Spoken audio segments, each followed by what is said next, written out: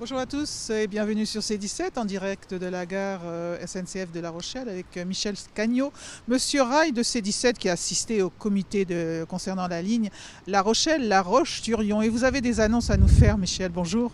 Oui, oui, merci Michel. C'est pas génial, génial. J'étais effectivement hier soir au comité de ligne du Sud Vendée, puisque la ligne La Rochelle-La Roche-sur-Yon est gérée par les Pays de Loire. Et ces comités de ligne ont lieu une fois par an pour pouvoir justement recueillir les doléances et faire des échanges, voir un peu les avancées qu'il peut y avoir sur les lignes.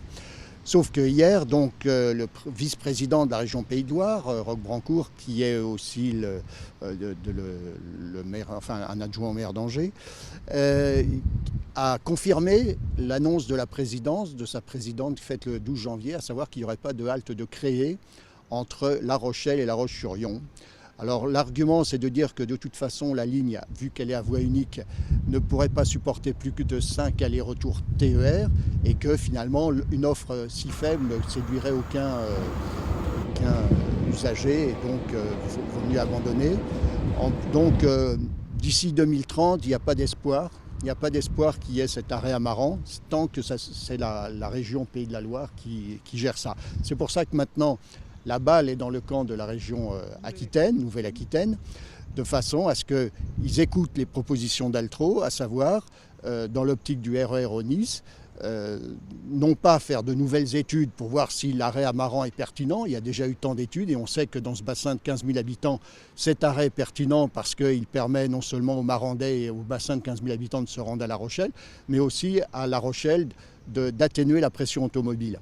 Donc il n'y a pas besoin d'études supplémentaires, il faut mettre en place rapidement, d'ici 2 ans, c'est possible, hein, si tout le monde rame dans le même sens, une navette, La Rochelle, Maran, Maran-La Rochelle, et puis de lancer les études, les fameuses études que la Nouvelle-Aquitaine veut lancer, très bien, mais il faudrait que ce soit des études sur le RER au Nice. C'est-à-dire qu'est-ce qu'on voit, qu'est-ce qu'on fait avec ce projet, de façon à ce que les investissements qui vont être faits à partir de maintenant ne soient pas faits en pure perte et ne soient pas incohérents avec le RER au Nice. Eh bien écoutez, on va croiser les doigts, dis-je, les doigts, et puis on vous suit bien sûr pour la prochaine fois. Je rappelle, oui, le 20 mars, grande réunion publique à l'Oratoire de 18 à 20 heures. Et là, il faut y aller parce qu'il faut montrer que cette histoire de train concerne tous les citoyens, hein, au nom de la protection de la planète, la réduction de notre dépendance énergétique et du pouvoir d'achat. Donc il faut une mobilisation.